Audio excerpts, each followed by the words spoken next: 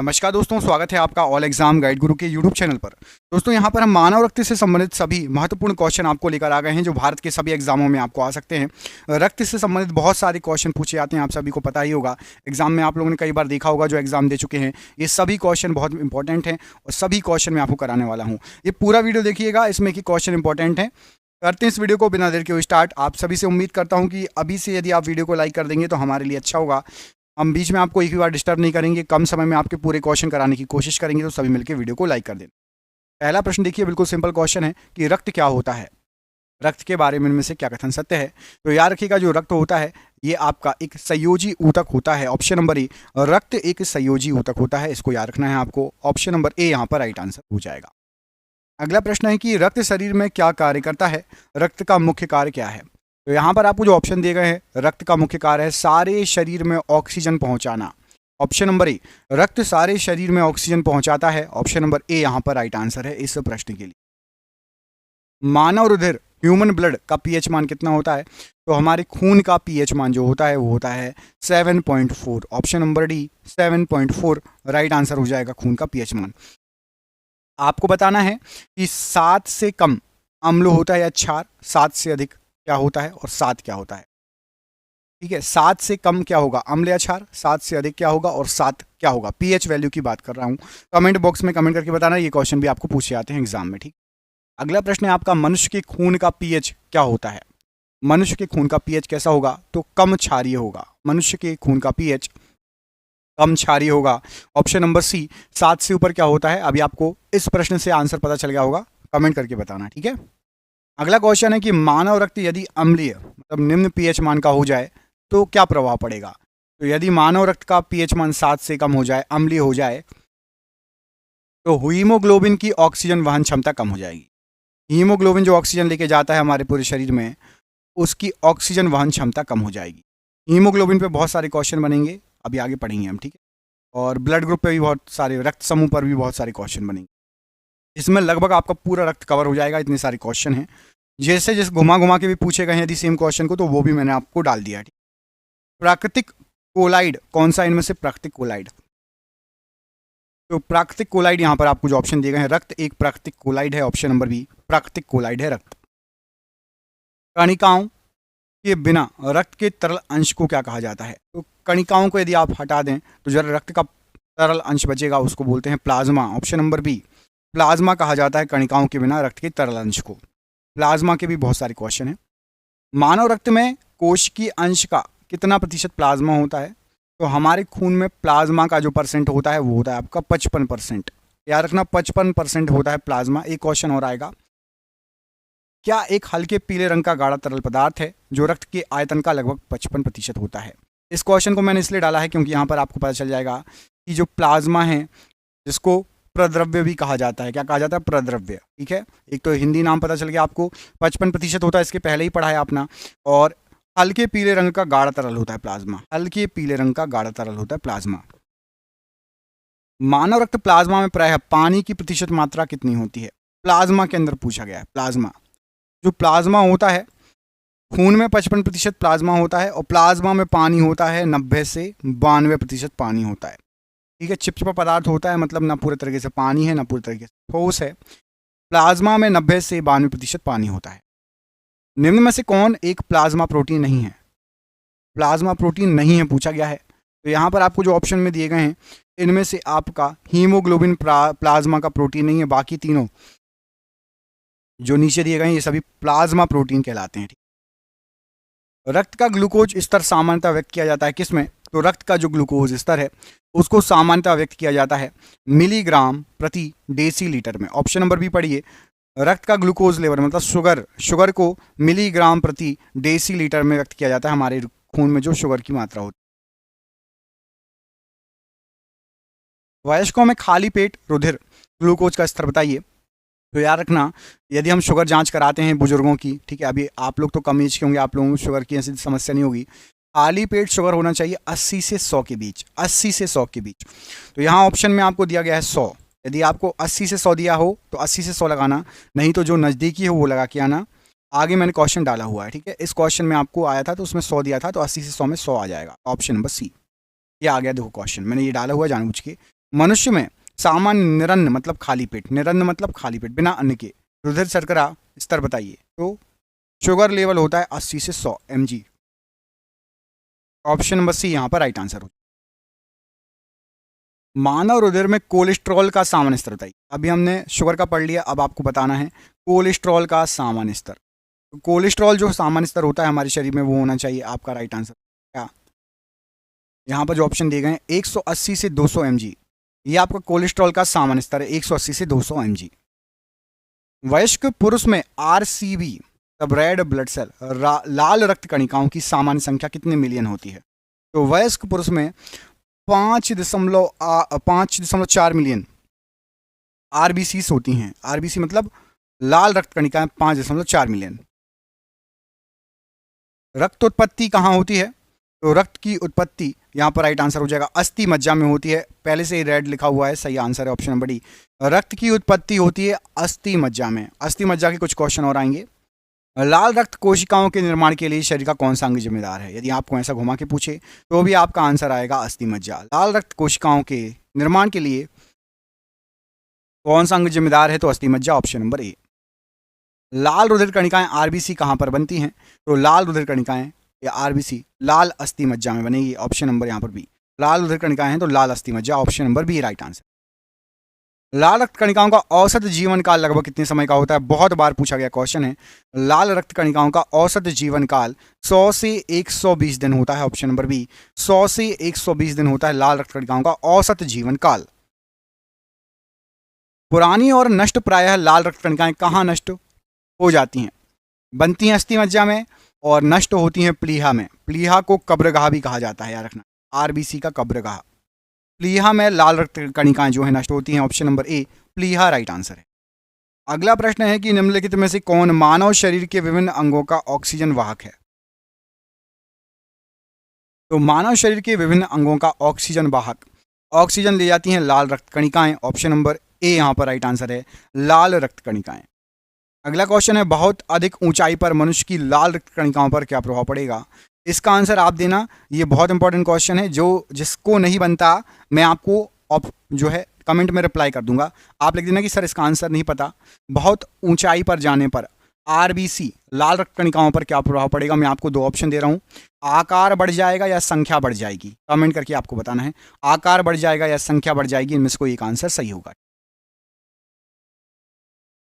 अगला क्वेश्चन देखिए, रक्त में RBC के बढ़ने से कौन सी स्थिति बन जाती है। यदि खून में लाल रक्त कणिकाएं बहुत ज़्यादा बढ़ जाएं तो क्या हो जाएगा। तो यदि बहुत ज़्यादा बढ़ जाएंगी तो पॉलीसाइथेमिया हो जाएगा आपको, option number C polycythaemia, option number C यहाँ पर राइट आंसर हो जाएगा। बीमारी इसमें RBC की संख्या बहुत अधिक बढ़ जाए तो।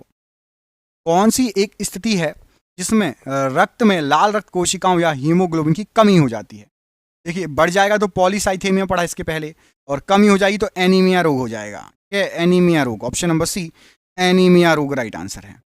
मानव शरीर में रक्त की अपर्याप्त आपूर्ति को क्या कहा जाता है। तो मानव शरीर में रक्त की अपर्याप्त आपूर्ति, यदि कम आपूर्ति हो रही है तो स्कीमिया रोग कहा जाता है, ऑप्शन नंबर ए स्कीमिया। ये सभी क्वेश्चन एग्जाम में आए हुए हैं, एक एक क्वेश्चन।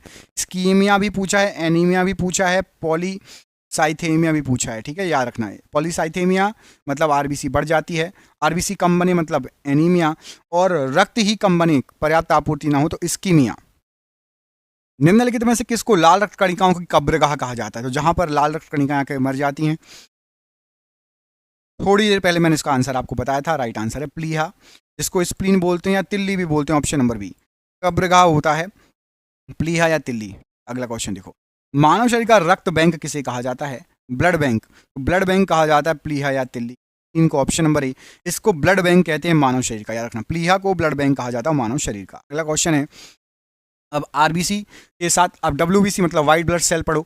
तो वाइट ब्लड सेल WBC श्वेत रक्त कणिकाएं का बनना तथा RBC का विनाश कहाँ पर होता है। तो याद रखना RBC का होता है विनाश और श्वेत रक्त कणिकाएं बनती हैं कहाँ पर, प्लीहा में। प्लीहा में RBC खत्म होती हैं और WBC बनती हैं, ऑप्शन नंबर बी यहाँ पर प्लीहा राइट आंसर।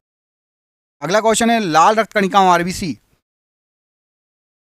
का रंग निम्नलिखित में से किसकी उपस्थिति के कारण लाल होता है। अब बताओ, RBC का रंग जो लाल होता है वो किसकी उपस्थिति कारण होता है।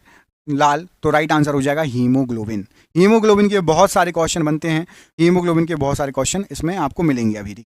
याद रखना सबसे पहले रक्त का लाल रंग होता है हीमोग्लोबिन के कारण। अगला क्वेश्चन देखो, हीमोग्लोबिन किसका मुख्य घटक है? तो हीमोग्लोबिन लाल रक्त कणिकाओं का मुख्य घटक है, ऑप्शन नंबर बी। अगला क्वेश्चन देखो, हीमोग्लोबिन क्या है? तो हीमोग्लोबिन कहलाता है एक प्रोटीन। याद रखना, बिल्कुल स्टार लगा लो, ये सभी क्वेश्चन एग्जाम में आए हैं।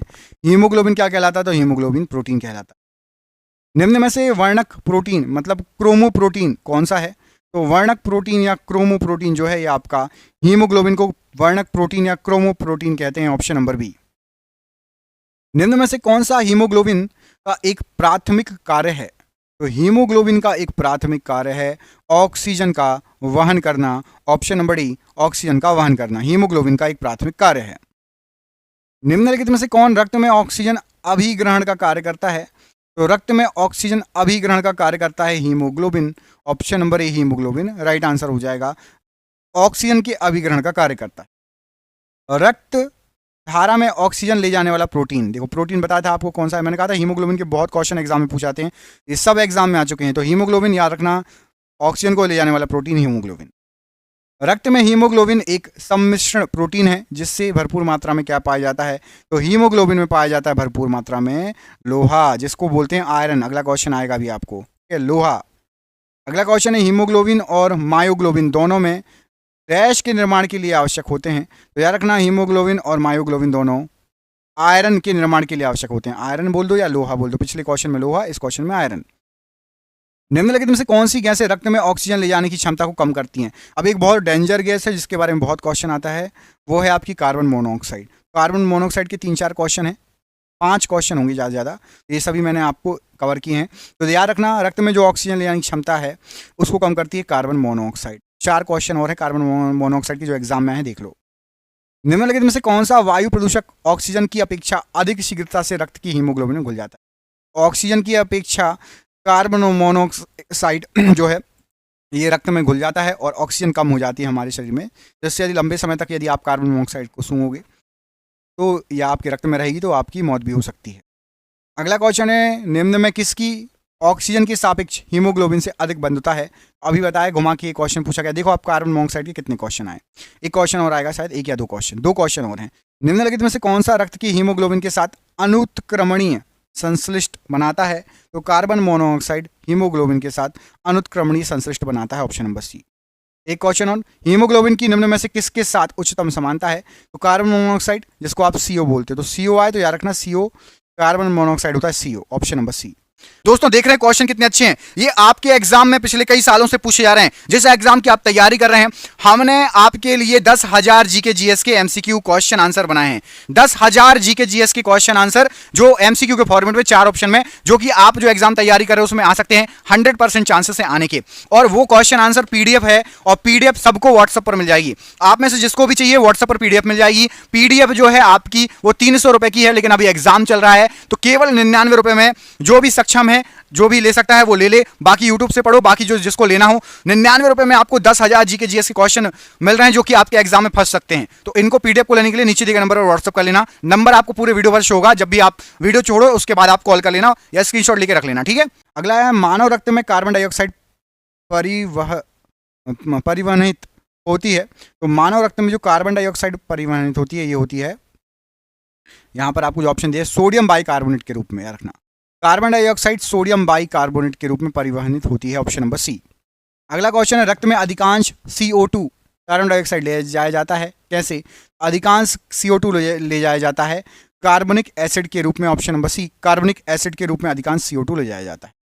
मानव शरीर का निम्नलिखित में से कौन सा भाग रक्त द्वारा शरीर के शीर्ष भागों से लाई गई कार्बन डाइऑक्साइड का निष्कर्षण? तो हमारे शरीर के सभी भागों से लाई गई कार्बन डाइऑक्साइड का निष्कर्षण करता है आपका एल्वियोली, जिसको हिंदी में बोलते हैं वायु कोष्टिका। कार्बन डाइऑक्साइड का निष्कर्षण कौन करता है? एल्वियोली, एल्वियोली याद रखना, हिंदी में बोलते हैं वायु कोष्टिका, ऑप्शन नंबर डी यहाँ पर राइट आंसर हो जाएगा, एल्वियोली या वायु कोष्टिका, याद रहेगा। अगला क्वेश्चन देखो, पूछा गया इसमें कि निम्न में से कौन मनुष्य के श्वसन रंजक हैं? मनुष्य के श्वसन रंजक हैं, तो हमारे शरीर के श्वसन रंजक हैं आपके haemoglobin, option number D haemoglobin मनुष्य का श्वसन रंजक है। किस प्राणी के जीव द्रव्य में हीमोग्लोबिन का विलय हो जाता है? हीमोग्लोबिन घुल जाता है, विलय हो जाता है। तो याद रखना केचुए में हीमोग्लोबिन का विलय हो जाता है, ऑप्शन नंबर डी। केचुए में हीमोग्लोबिन का विलय हो जाता है, नहीं होती है। अगला क्वेश्चन देखो, रक्त में 1 ग्राम हीमोग्लोबिन द्वारा ऑक्सीजन की कितनी मात्रा का परिवहन होता है? तो आपके शरीर में जो यदि 1 ग्राम हीमोग्लोबिन की मात्रा है तो वो ऑक्सीजन की 1.34 मिलीलीटर मात्रा को ले जा सकता है। ऑक्सीजन की 1.34 मिलीलीटर मात्रा को ले जा सकता है हीमोग्लोबिन 1 ग्राम। जब रक्त में ऑक्सीजन की सांद्रता में कमी आती है तो श्वास की गति पर क्या प्रभाव पड़ेगा? तो रक्त में ऑक्सीजन की सांद्रता में यदि कमी आएगी तो श्वास की गति बढ़ जाएगी। यदि आपको ऑक्सीजन कम मिलेगा, सांद्रता में कमी आ जाएगी ऑक्सीजन की, तो श्वास की गति बढ़ जाएगी, ऑप्शन नंबर बी। अरक्तता में निम्नलिखित में से किसकी मात्रा कम हो जाती है? यदि आपको अरक्तता रोग हो गया तो आपके शरीर में हीमोग्लोबिन की कमी हो जाएगी, ऑप्शन नंबर ए। हीमोग्लोबिन की कमी हो जाएगी, याद रखना है। अगला क्वेश्चन, अरक्तता किसकी कमी के कारण होता है? अरक्तता होगा फॉलिक एसिड, यदि आपके बॉडी में कम बनेगा उससे अरक्तता हो जाएगी, option number C, folic acid की कमी से। तो फिर हीमोग्लोबिन कम बनेगा। इस विटामिन की कमी होने पर प्रणाशी रक्त अल्पता हो जाती है। तो यदि आपके शरीर में विटामिन B12 की कमी रहेगी तो आपको प्रणाशी रक्त अल्पता हो जाएगी। विटामिन B12 की कमी, विटामिन के भी बहुत सारे क्वेश्चन आते हैं। थैलीसीमिया के रोग में शरीर निम्न के संश्लेषण की क्षमता नहीं रखता। तो यदि आपको थैलेसीमिया हो गया तो हीमोग्लोबिन आपका जो है संश्लेषण नहीं होगा। थैलेसीमिया रोग में हीमोग्लोबिन का संश्लेषण नहीं होगा। रक्त में ग्लाइकेडेट हीमोग्लोबिन का स्तर कई कारकों से प्रभावित होता है, निम्न में से कौन सा उसमें से एक स्तर नहीं है? तो हीमोग्लोबिन, ग्लाइकेडेट हीमोग्लोबिन का स्तर रक्त की कमी से भी होगा, आयरन की कमी से भी होगा, गर्भावस्था में भी आपका कम बनेगा। याददाश्त जाना इससे कोई संबंधित नहीं है, याददाश्त जाने से इसका संबंध नहीं है। अगला क्वेश्चन है, श्वेत रक्त कोशिकाओं WBC का मुख्य कार्य क्या है? तो WBC का मुख्य कार्य होता है संक्रमण से लड़ना, शरीर की रोग प्रतिरोधक क्षमता सही करता है।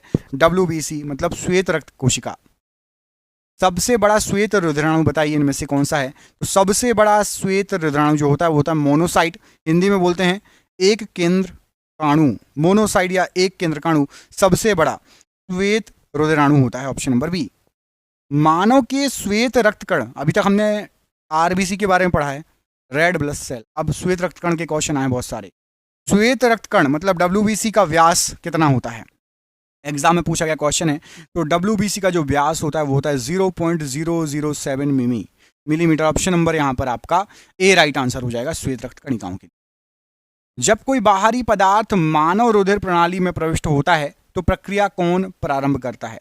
जब भी कोई भी बाहरी पदार्थ हमारे शरीर के खून में आएगा ना तो श्वेत रक्त कणिकाएं लड़ती हैं। बताया था आपको श्वेत रक्त कणिकाओं का काम होता है रोग प्रतिरोधक क्षमता। जो बाहर के कोई भी पदार्थ हमारे खून में आएंगे तो उससे लड़ती हैं श्वेत रक्त कणिकाएं, ऑप्शन नंबर बी। निम्नलिखित में से वे रक्त कणिकाएं कौन सी हैं जो रोगों का प्रतिरोध करने में सहायक करती हैं? तो रोग प्रतिरोधक क्षमता श्वेत रक्त कणिकाएं, ऑप्शन नंबर ए। बहुत इंपॉर्टेंट क्वेश्चन है, श्वेत रक्त कणिकाओं के बहुत सारे क्वेश्चन आते हैं, RBC के भी आते हैं, WBC के भी आते हैं। शरीर में निम्न में से कौन संक्रमण से हमारी रक्षा करता है? आंख बंद करके श्वेत रक्त कणिकाएं मतलब WBC, ऑप्शन नंबर बी लगा देना, टिक।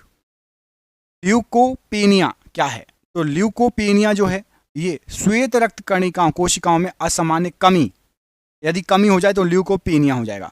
और ल्यूकेमिया क्या है बताया था आपको? एनीमिया। एनीमिया में आपका RBC कम हो जाएगा, ठीक है। और यदि WBC कम हो गया तो ल्यूकोपेनिया याद रखिएगा।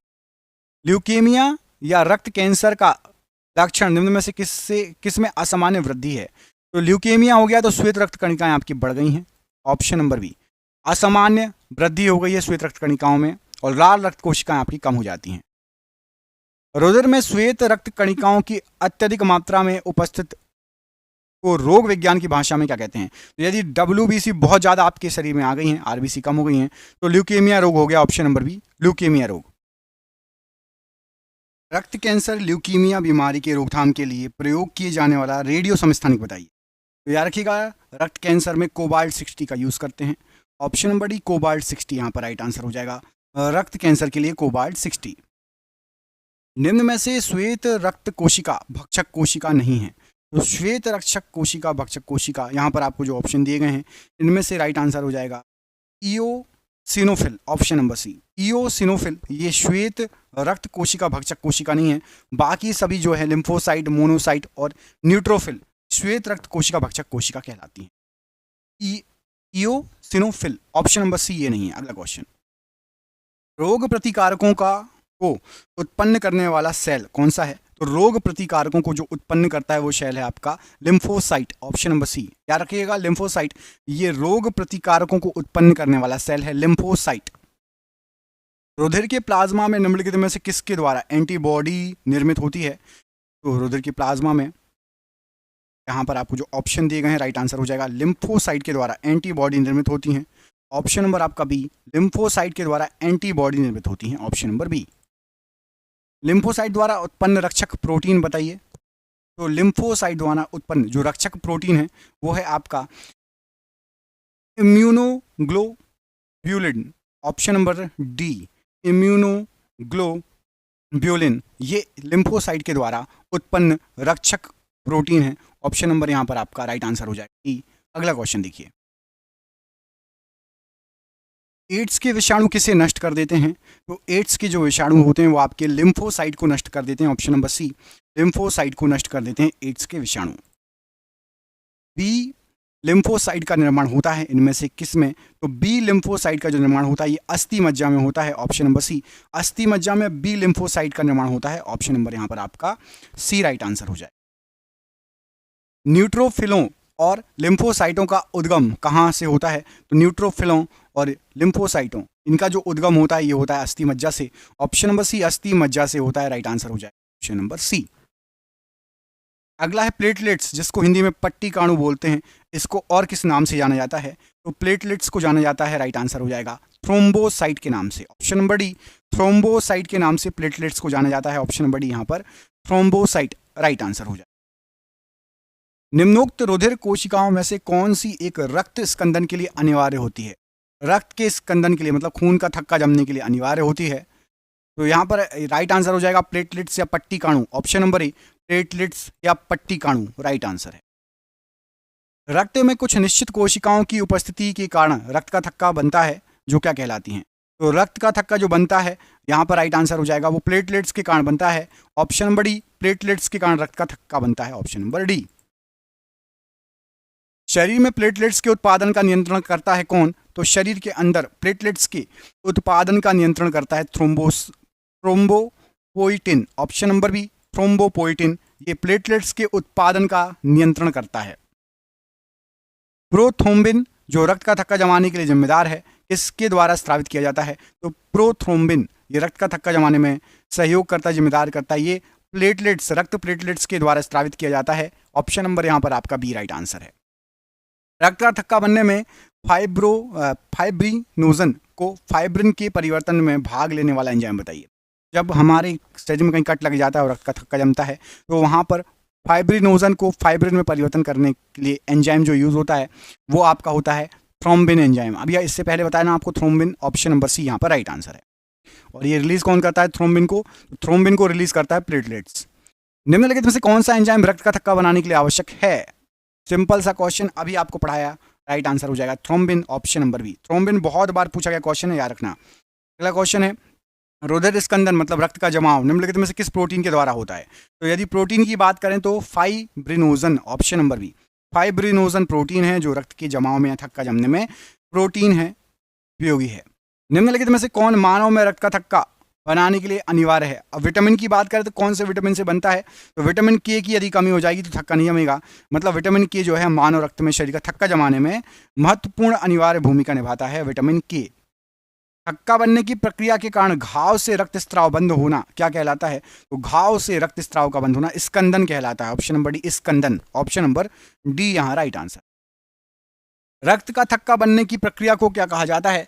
तो रक्त का थक्का जो बनता है उसकी जो प्रक्रिया होती है उसको कहा जाता है, राइट आंसर हो जाएगा यहाँ पर कोagulation, ऑप्शन नंबर सी कोagulation। याद रखना रक्त का थक्का बनने की जो प्रक्रिया है उसको कोagulation कहा जाता है, ऑप्शन नंबर सी।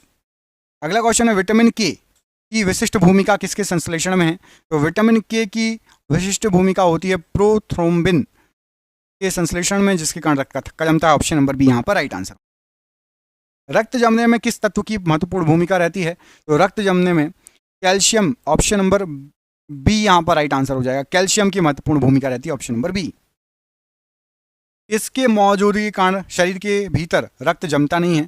तो हमारे शरीर के अंदर खून जमता नहीं है हेपेरिन की मौजूदगी के कारण। हेपेरिन ऑप्शन नंबर डी, इसके कारण हमारे शरीर के अंदर का खून जमता नहीं है, तरल रहता है। रक्त में प्रतिस्कंदन पदार्थ कौन सा है? प्रतिस्कंदन पदार्थ हेपेरिन है, ऑप्शन नंबर बी। स्कंदन मतलब जम जाना, प्रतिस्कंदन मतलब नहीं जमना, तो हेपेरिन प्रतिस्कंदन पदार्थ है। हेपेरिन जो परिसंचरण तंत्र में रक्त के थक्कों की जमाओं को रोकता है, का निर्माण किसके द्वारा होता है? तो हेपेरिन का जो निर्माण होता है ये होता है आपका बेसोफिल्स के द्वारा, ऑप्शन नंबर सी, बेसोफिल्स के द्वारा हेपेरिन का निर्माण होता है। निम्नलिखित में से किसकी कमी के कारण रक्त का थक्का नहीं जमता? तो यदि आपके शरीर में विटामिन के की कमी होगी तो रक्त का थक्का नहीं जमेगा, ऑप्शन नंबर बी, विटामिन के की कमी के कारण आपके शरीर में रक्त का थक्का नहीं जमेगा, याद रखिएगा। अगला क्वेश्चन है, रक्तस्राव को रोकने के लिए आमतौर पर किस एल्यूमिनियम लवण का उपयोग किया जाता है? किस एल्यूमिनियम लवण का उपयोग किया जाता है? तो यहाँ पर आपको जो ऑप्शन दिए गए यहाँ पर राइट आंसर क्या हो जाएगा? राइट आंसर हो जाएगा potash alum, option number D. रक्त खून को बहने से रोकने के लिए पोटाश एलम का उपयोग करते हैं, ऑप्शन नंबर डी यहाँ पर राइट आंसर हो जाएगा पोटाश एलम। अगला क्वेश्चन देखो, पूछा गया इसमें आपसे, वह रेडियो समस्थानिक जिसे परिवहन तंत्र में खून के थक्के का पता लगाने हेतु प्रयोग में लाया जाता है।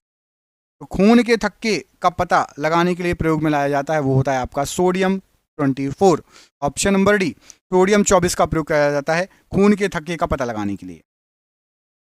1930 में मानव ABO रक्त समूह प्रणाली का वर्णन करने के लिए किस वैज्ञानिक को नोबेल पुरस्कार मिला था? तो मानव रक्त समूह का वर्णन करने के लिए कार्ल लैंडस्टीनर को जो है नोबेल पुरस्कार से सम्मानित किया गया था, option number C, Karl Landsteiner को नोबेल पुरस्कार से सम्मानित किया गया। रक्त समूह ब्लड ग्रुप की खोज किसने की? तो रक्त समूह ब्लड ग्रुप की जो खोज की ये कार्ल लैंडस्टीनर ने की है, option number C, Karl Landsteiner, option number C. कौन सा रक्त समूह सर्वदाता कहलाता है? तो सर्वदाता रक्त समूह आपका O नेगेटिव। अब हम रक्त समूह के बारे में पढ़ेंगे, कौन सा सर्वदाता है, कौन सा सर्वग्राही है। O नेगेटिव सर्वदाता है, मतलब किसी को भी आप दे सकते हो खून। मानव रक्तदान के लिए कौन सा रक्त समूह सर्वाधिक दाता या यूनिवर्सल डोनर कहलाता है? तो यूनिवर्सल डोनर होगा आपका O समूह, ऑप्शन नंबर बी, और O में भी O नेगेटिव, O समूह। कौन सा रक्त समूह सार्वभौमिक स्वीकर्ता है, मतलब स्वीकर्ता? तो AB प्लस, AB पॉजिटिव, ये सार्वभौमिक स्वीकर्ता है, ऑप्शन नंबर डी। निम्नलिखित में से कौन सा रक्त समूह सार्वभौमिक प्राप्तकर्ता रक्त समूह है? तो प्राप्तकर्ता रक्त समूह है आपका AB, यार AB में AB positive, option number A. अगला क्वेश्चन है, AB रक्त समूह में इनमें से क्या होते हैं? AB रक्त समूह में एंटीजन होते हैं, एंटीबॉडीज नहीं होती। AB रक्त समूह में एंटीबॉडीज नहीं होती, याद रखना, एंटीबॉडी नहीं होती AB रक्त समूह में। मनुष्य शरीर में खून की शुद्धिकरण की प्रक्रिया को क्या कहा जाता है? तो खून के शुद्धिकरण की प्रक्रिया को शरीर के अंदर डायलिसिस कहा जाता है, ऑप्शन नंबर डायलिसिस। निम्नलिखित में से कौन ऑक्सीजन रहित रक्त मानव शरीर के विभिन्न भागों से हृदय में लाता है? ऑक्सीजन रहित रक्त शरीर के विभिन्न भागों से हृदय में जो लाता है वो लाता है आपका नस, ऑप्शन नंबर ए, नसें, राइट आंसर।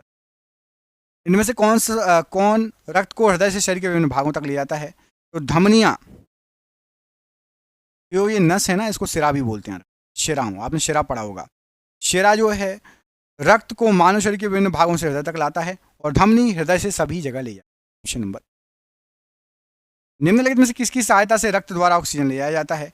तो रक्त के द्वारा ऑक्सीजन ले जाया जाता है लोहित कोशिकाओं की सहायता से, ऑप्शन नंबर ए, लोहित कोशिकाओं की सहायता से, हीमोग्लोबिन की सहायता से। हृदय को रक्त संचरण करने वाली धमनियां क्या कहलाती हैं? तो हृदय को रक्त पहुंचाने वाली जो धमनियां कहलाती हैं वो है हृदय धमनियां, ऑप्शन नंबर सी, हृदय धमनियां कहा जाता है, ऑप्शन नंबर सी यहाँ पर राइट आंसर। ऑक्सीजन युक्त रक्त किसके माध्यम से हृदय के बाहर बहता है? ऑक्सीजन के साथ जो रक्त है वो बाहर, हृदय से बाहर बहता है महाधमनी की सहायता से, ऑप्शन नंबर ए, महाधमनी की सहायता से, ऑप्शन नंबर ए। निम्नलिखित में से वह रुधिर वाहिका कौन सी है जो जिगर को ऑक्सीजनित रुधिर ले जाती है? जिगर, तो जिगर को ऑक्सीजनित रुधिर ले जाती है यकृत धमनी, ऑप्शन नंबर यहाँ पर आपका बी, यकृत धमनी राइट आंसर हो जाएगा प्रश्न के लिए। जिगर से निकलकर हृदय की तरफ जाने वाले रक्त उच्च सांद्रता होती है, उसमें ज्यादातर आपका पित्त के रंग कण होते हैं, option number C, bile, bile जो सुना, पित्त के रंग कण होते हैं, ऑप्शन नंबर सी। निम्नलिखित में से कौन हृदय से गुर्दों तक रक्त पहुंचाती है? तो हृदय से गुर्दों तक रक्त पहुंचाती है वक्क धमनी, ऑप्शन नंबर डी, वक्क धमनी राइट आंसर। निम्नलिखित में से कौन मानव हृदय तक अशुद्ध रक्त पहुंचाता है? तो मानव हृदय तक अशुद्ध रक्त पहुंचाते हैं फेफड़ों की धमनियां, ऑप्शन नंबर सी, मानव हृदय तक अशुद्ध रक्त पहुंचाती हैं फेफड़ों की धमनियां, ऑप्शन नंबर सी। कौन सी सिरा फेफड़ों से हृदय में शुद्ध रक्त ले जाती है? फेफड़े से हृदय में शुद्ध रक्त ले जाती है फुफ्फुसिरा। फेफड़े से हृदय तक शुद्ध रक्त ले जाती है फुफ्फुसिरा, ऑप्शन नंबर बी। कौन सी धमनी फेफड़ों से हृदय तक ऑक्सीजन युक्त रक्त लाती है? फेफड़ों से हृदय तक फुफ्फुस धमनी, अभी आपको बताया, option number D right answer है। मानव हृदय का दाहिना भाग रक्त प्राप्त करता है, तो मानव हृदय का दाहिना भाग अशुद्ध रक्त प्राप्त करता है, ऑप्शन नंबर बी अशुद्ध रक्त। मानव शरीर में सबसे बड़ी रक्त वाहिका कौन सी है? सबसे बड़ी रक्त वाहिका है आपकी एओर्टा, ऑप्शन नंबर ए। मानव शरीर की सबसे बड़ी रक्त वाहिका है एओर्टा। एक किशोर वय मनुष्य में सामान्य रक्त दाब कितना होता है? तो ब्लड प्रेशर नॉर्मल होता है 120/80, ऑप्शन नंबर बी। 120/80 होता है blood pressure, option number B.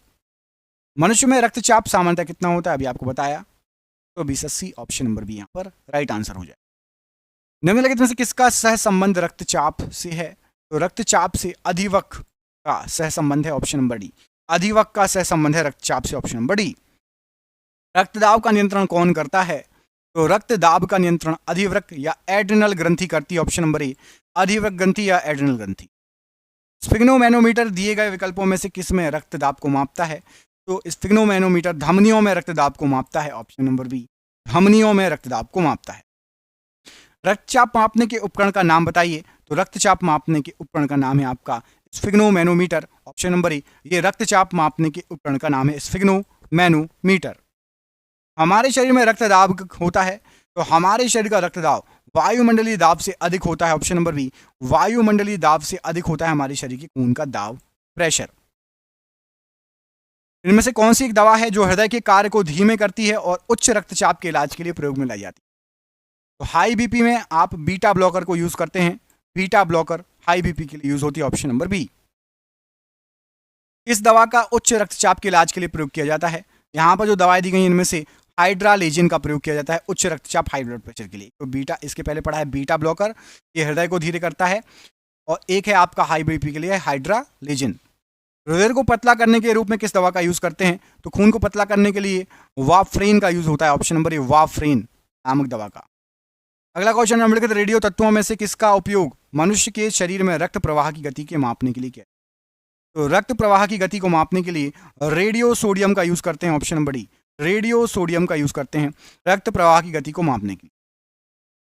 70 kilogram वाले एक वयस्क पुरुष में 1 मिनट में 2 गुर्दों के द्वारा एक साथ छन्नी की गई रक्त की मात्रा होता है। तो दोनों किडनी 1 मिनट के अंदर 1100 मिलीलीटर रक्त साफ कर देंगी यदि आपका वजन 70 किलो का एक वयस्क पुरुष है। अगला क्वेश्चन, दिल का दौरा किस कारण से पड़ता है? तो दिल का दौरा पड़ता है हृदय में रक्त आपूर्ति की कमी कारण। हृदय में रक्त आपूर्ति की कमी हो जाए तो हृदय काम करना बंद कर देगा, दिल का दौरा पड़ेगा, ऑप्शन नंबर बी। मानव रक्त एक शांत तरल है, इसकी शांतता का क्या कारण है? तो मानव रक्त एक शांत तरल है, इसकी शांतता का कारण यह है कि रक्त में होता है प्रोटीन, ऑप्शन नंबर ए। रक्त में प्रोटीन होता है इसलिए। कौन सा हार्मोन रक्त में शर्करा की मात्रा नियंत्रित करता है? शुगर की मात्रा। इंसुलिन, शरीर में इंसुलिन जो है ये शुगर को कंट्रोल करता है। यदि आपकी शुगर हाई या लो हो रही है, मतलब इंसुलिन में कोई गड़बड़ी है, शरीर जो इंसुलिन बनाता है उसमें कोई गड़बड़ी है, हाई या लो। रक्त प्रवाह में हवा के बुलबुले का होना जीवन के लिए क्यों खतरनाक होता है? तो रक्त प्रवाह में यदि हवा का बुलबुला, मतलब एयर हो जाए आपके खून के बीच में, तो रक्त के प्रवाह में बाधा उत्पन्न हो सकती है, ऑप्शन नंबर सी। रक्त के प्रवाह में बाधा उत्पन्न हो सकती है। यदि व्यक्ति को गलत प्रकार का रक्त दे दिया जाए तो निम्न में से क्या परिणाम होगा? यदि व्यक्ति को गलत प्रकार का रक्त दे दिया जाए तो सभी धमनियां संकुचित हो जाएंगी, ऑप्शन नंबर ए। सभी धमनियां संकुचित हो जाएंगी, मौत भी हो सकती है, ऑप्शन नंबर ए यहाँ पर राइट आंसर। यदि किसी व्यक्ति की रुधिर वाहिकाओं की त्रिज्या कम हो जाए तो क्या रक्तदाब पर क्या प्रभाव पड़ेगा? एरिया छोटा कर दोगे, रक्तदाब बढ़ जाएगा, ऑप्शन नंबर ए। खून को निकलने में ज़्यादा प्रेशर लगेगा, ऑप्शन नंबर ए। बीपी बढ़ जाएगा आपका। किस केशरुकी में ऑक्सीजनित और वी ऑक्सीजनित रुधिर मिल जाते हैं?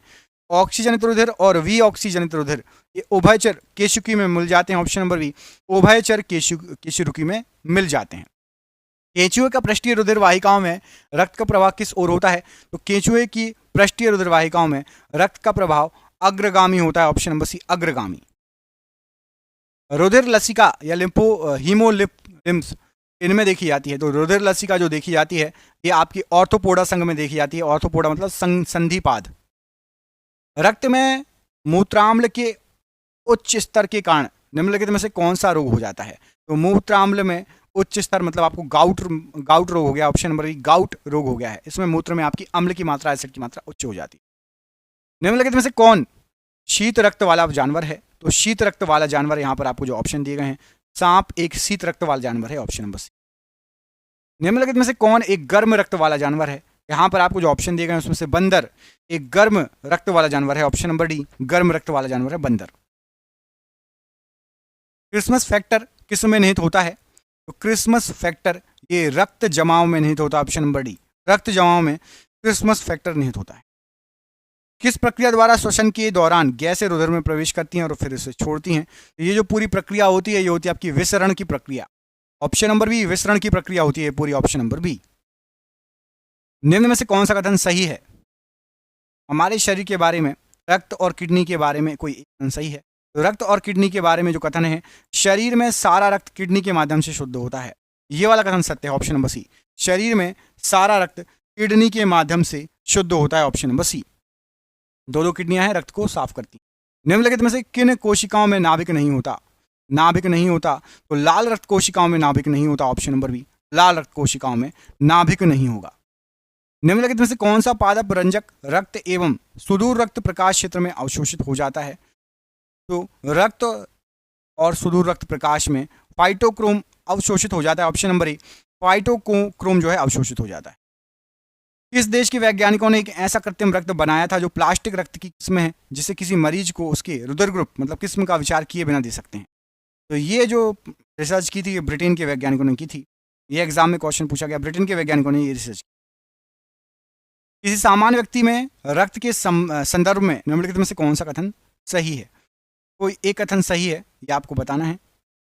कथन जो सही है मैं आपको सीधे बता देता हूँ कि रक्त में WBC की तुलना में बिंबाणु मतलब प्लेटलेट्स अधिक होते हैं, रखना WBC की तुलना में प्लेटलेट्स अधिक होते हैं रक्त में, ऑप्शन नंबर डी। ये हो गए रक्त की जो ऐसे क्वेश्चन जो एग्जाम में बार बार पूछे गए हैं। आप में से किस किस ने पूरा वीडियो देखा हमें कमेंट करके जरूर बताना। ये क्वेश्चन में बहुत मेहनत लगी है तो वीडियो को दोस्तों के साथ शेयर करो, बताओ कि सर ने अच्छा वीडियो बताया है। हम आपके लिए और कौन से टॉपिक पे आपको वीडियो चाहिए, जैसे अभी हम ब्लड रक्त के ऊपर ये वीडियो लेकर आए हैं, आपको और किस टॉपिक पर वीडियो चाहिए हमें कमेंट करके जरूर बताना। हम मिलेंगे आपसे अगली वीडियो में, अपना ख्याल रखिए। आप सभी का बहुत बहुत धन्यवाद दोस्तों, आपका शुभ हो। जय हिंद, जय भारत। AB रक्त वर्ग वाले व्यक्ति को कभी कभी सर्वाधिक रक्त आदाता कहा जाता है, ऐसा क्यों? इसका रीजन है क्योंकि उनमें एंटीबॉडी का अभाव होता है। अभी आपको बताया एंटीबॉडी नहीं होती AB वाले में, ऑप्शन नंबर बी यहाँ पर राइट आंसर। अगला क्वेश्चन, रक्त के AB वर्ग वाला व्यक्ति ऐसे व्यक्ति को रक्तदान कर सकता है जिसके रक्त का वर्ग क्या हो? तो AB व्यक्ति सिर्फ AB वाले को रक्तदान कर सकता है, ऑप्शन नंबर यहाँ पर सी। AB वाला AB वाले को ही रक्तदान कर सकता है, ऑप्शन नंबर सी। वर्ग AB रक्त वाला व्यक्ति किसी ऐसे व्यक्ति का रक्त ले सकता है जिसका वर्ग हो। तो यदि आपका AB वाले हो आप, तो आप रक्त किसी का भी ले सकते हो। दान केवल AB वाले को कर सकते हो, लेकिन रक्त किसी का भी ले सकते हैं, कोई भी वर्ग के रक्त ले सकते हो आप, A वाला भी, B वाला भी और AB वाला भी। रुधिर वर्ग B वाला व्यक्ति निरापद कौन से रुधिर वर्ग वाले व्यक्ति को रक्त दान दे सकता है? यदि आपका ब्लड ग्रुप B हो तो आप या B या फिर AB वाले को रक्त दे सकते हैं, या फिर B वाले को या फिर AB वाले को। यदि आपका ब्लड ग्रुप O है तो आप किस व्यक्तियों से रक्त ले सकते हो? तो यदि आपका O है तो केवल O वाले से ही आप रक्त ले सकते हो। यदि O है तो केवल O वाले से ही रक्त ले सकते हो। यदि माता पिता में से एक का रुधिर वर्ग AB है और दूसरे का O है तो बच्चों का संभावित रुधिर वर्ग बताइए। यदि माता पिता में से एक का AB है और दूसरे का O है तो या फिर A आएगा या फिर B आएगा, ऑप्शन नंबर ए, या फिर बच्चे का A होगा या B होगा, ऑप्शन नंबर ए यहाँ पर राइट आंसर हो। यदि एक पिता का रक्त वर्ग A है और माता का O, तो बताइए पुत्र कौन सा रक्त वर्ग हो सकता है? यदि पिता का A है माता का O, तो पुत्र का O होगा, ऑप्शन नंबर सी, पुत्र का O ही रक्त वर्ग हो सकता है, ऑप्शन नंबर यहाँ पर सी राइट आंसर। यदि माता पिता के रक्त समूह A और AB हों तो शिशु का बताइए क्या हो सकता है, क्या नहीं हो सकता? असंभव है जो नहीं हो सकता। यदि A और AB है तो O बिल्कुल नहीं होगा, रखना O नहीं होगा, या फिर AB हो सकता है या A या B, O नहीं होगा या रखिएगा, क्योंकि दोनों में से किसी का भी O नहीं है तो बच्चे का भी O नहीं होगा। यदि एक बालक का रक्त समूह AB है तथा पिता का रक्त समूह O है तो माता का समूह क्या हो सकता है? तो माता का जो है A, B या O, इनमें से कोई नहीं, ऑप्शन नंबर डी। ये पिता बालक का ए भी है, पिता का ओ है, तो माता का ना ए है ना बी है ना ओ है, ए बी ही हो सकता है, ए बी।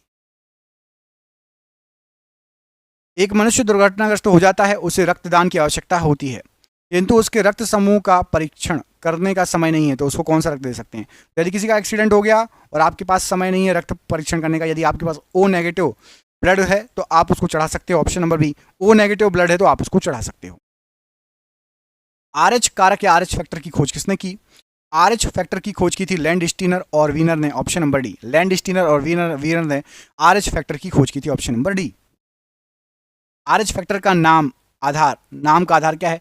आरएच फैक्टर का नाम का आधार ये बंदर से लिया गया है, रीसस बंदर से, ऑप्शन नंबर बी यहाँ पर राइट आंसर है, रीसस बंदर से। निम्न में से किस जोड़े के बीच शादी असंगत होगी? असंगत शादी होगी यदि RH प्लस पुरुष हो और RH माइनस स्त्री हो, ऑप्शन नंबर डी।